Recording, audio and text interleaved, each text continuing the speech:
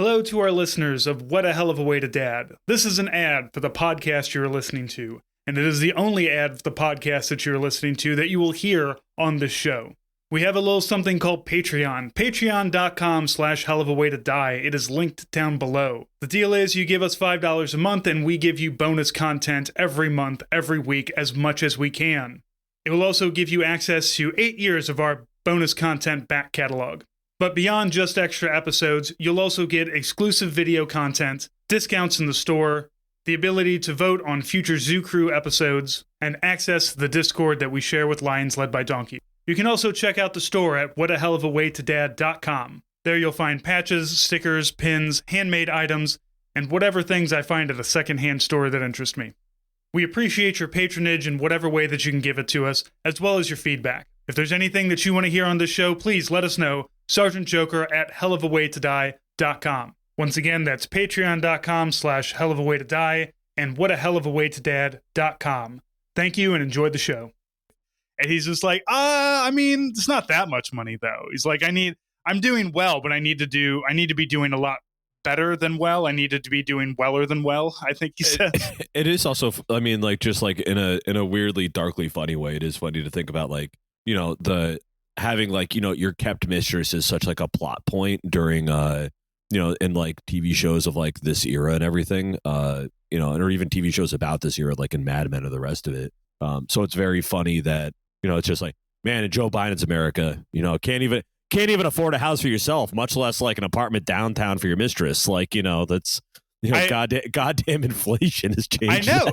You can't keep a mistress anymore. How are we supposed to really lean into our horny tendencies here if we can't have a side piece in an apartment that we were secretly paying for?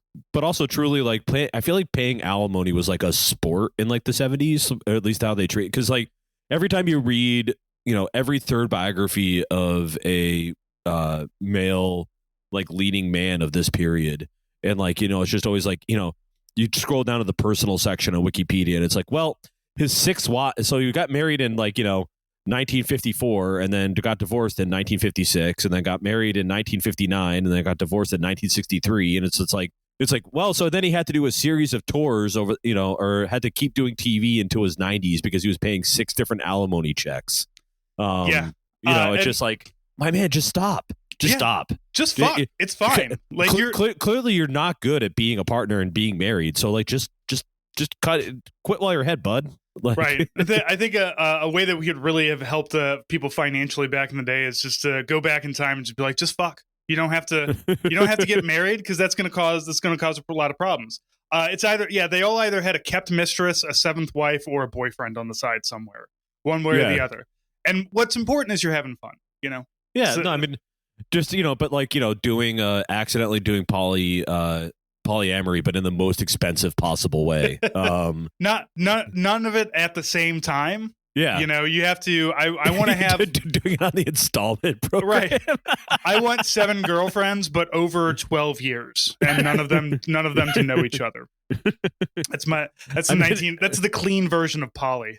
I mean, you do get a very, another like trope that really comes up here that is really of the era is you really like the first like 5 minutes is all about like just hating the people, like your family members back home. Like Henry getting his package in of all of his wife's financial files so he can balance her checkbook and be like, oh, you know, got to balance the wife's checkbook again. You know, the old battle axe. And, you know, and then similarly you have Hawkeye with the sweater that his sister knits him where he just puts it on and it just, you know, like, Alan Alda is, you know, a fairly tall man, and even then, it's, you know, an extra long. Right, like it makes me wonder, like, what did he look like before he joined the army? Before he was drafted, was Alan Alda like, you know, 300 pounds, like Hawkeye, fat Hawkeye, and his sister is just like, I had no idea. I thought you were still massive, and your arms were much longer. It's just he's got a sister that just does not right, like. What is it? Not really face blindness, but like no object permanence. Like somebody, so he's just like, you have a brother, knit him a sweater. And she's like, I guess I'll just, here you go for this brother you tell me that I have. I don't know. Maybe he's tall and fat. I hope he is. I mean, she does like gradually, I think this is like one of the last mentions of her. Maybe there's one more, but then it kind of disappears and he never talks about having a sibling ever again. Yeah, the family members really aren't necessary. The only family member that's really important are the fact that Trapper has 2 daughters, and eventually BJ Honeycutt is married and actually loves his wife and doesn't want to cheat on her. Yeah. And then, and I mean, as we talked about before in some of the previous episodes, everyone kind of goes on this spiritual journey throughout the course of the series where they gradually stop cheating on their spouses. Eventually everybody is just like, maybe we should, this is like 70s woke. Just like, hey, we should stop fucking other women. And somebody probably yelled at them about that. So when Frank is visiting Margaret, telling her about the money, and she's just like, oh, you should divorce him, divorce your wife. And she entices him with these new sheer hosiery and clear plastic heels, so you can see what each individual toe is up to. And it's fucking Frank's underpants elastic shoots across the tent. Yeah, God, it's so fucking horny. It's so wild. But you know what's great is that they're both horny about it together. Too many times somebody would have a fetish, or maybe somebody's just like, I'm really into toes, and you find somebody who's just like, I mean, I guess you can lick my toes, I suppose, but I'm not really into it. But the two of them are into this. And this is very obviously like a Dom sub relationship too, where Margaret is the Dom. Like, I guarantee you, she's going to be walking on Frank's back in those heels pretty soon. That's part of it. In a painful way. Like, yeah, no, my man wants to get stomped on. And, God bless him for it. But it is wild, because you just have to think that, they can't even really be like, oh yeah, it's like, look at the ass on her or anything. But at the same time, you get this very intense description of Margaret wearing these fetish heels. Well, and also in the 70s, nobody had an ass. Like, they just hadn't also fair. White women hadn't developed asses yet, so Sir Mix-a-Lot had not told the world that actually we all like big butts. So this is a time when the cultural zeitgeist was different. It was geared towards different bodies. Right. You want a small butt. You want a small rack. You want to be small and skinny for your big strong husband. And now everybody's like, no, I want somebody that can push back. I want somebody who can stomp on my balls properly. I don't need these 90-pound waifs stepping on my balls. I need a good 150-pound thick woman to really crush them.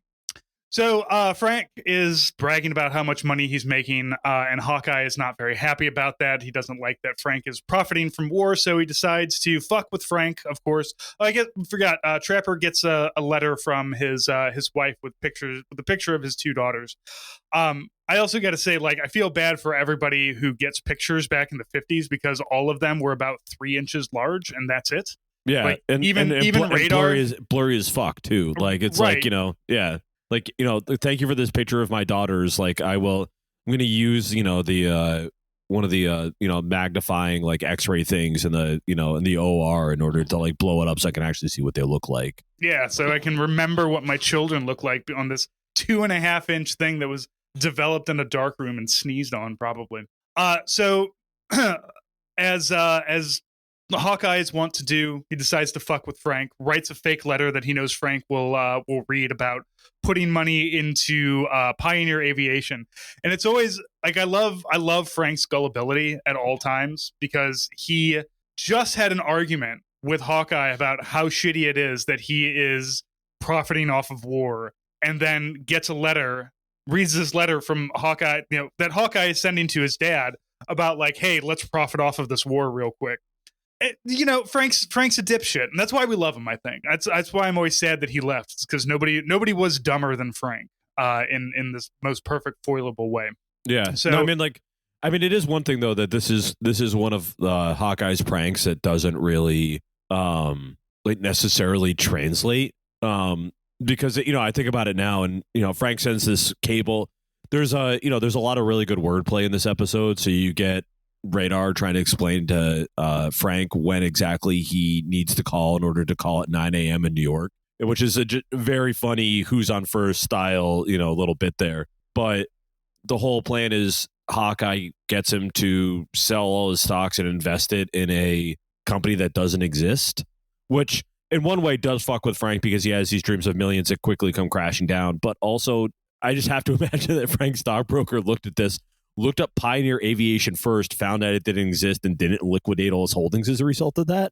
I would hope so. I would hope that my stockbroker wouldn't wouldn't take a telegram from me in Korea, just be like, well, he said sell everything and put it into a fake thing that I can't put money into. Like, I don't know, like, I think it would have been funnier if it was like, I told you to invest in Pioneer Aviation and it was a model airplane company or something. Like, right. Some other such thing. So that is one of those things that as I was rewatching it this time around, is like, that doesn't actually really make sense there. But whatever. Not that it's supposed to. All right, so we've got Radar, who is a pen pal with somebody in Wisconsin. And for a quarter, you can get a pen pal, and he sends a picture and description of Hawkeye instead of himself, because he's a small squirrely guy who's a corporal and a desk NCO basically. And we have once again Radar's innocence comes into it, and that whole thing is tidied up with like, hey, you gotta tell her the truth, man. You can't be lying and telling her that you're me. But at the same time, also, just don't meet up with her when you leave the war, dude. It's fine. You can lie to people all you want, as long especially as during this period. It's not like she's gonna fucking Google you. Like, I mean, the way the communication was at this point, and she can't even really call you on the phone. I mean, this is very much still the era where you could just drive to a new town, change your name, and just be like, drive 3 counties over and just start a new life because no one would fucking recognize you. I mean, come on, my guy. Yeah, the 50s, the last of a dying era of disappearing into the United States and reappearing somewhere else under a different name. You could do that. You can't do that anymore. Unfortunately, you have to go live in the woods. Yeah, I mean, it's you living off the grid. It was just called moving to a different state. Right. Like you weren't really doing like employment verification at this point. But yeah, I don't know. I mean, it is kind of funny too, because you have to imagine she's like, "Oh, I feel so lucky I got a soldier," and I'm just thinking like,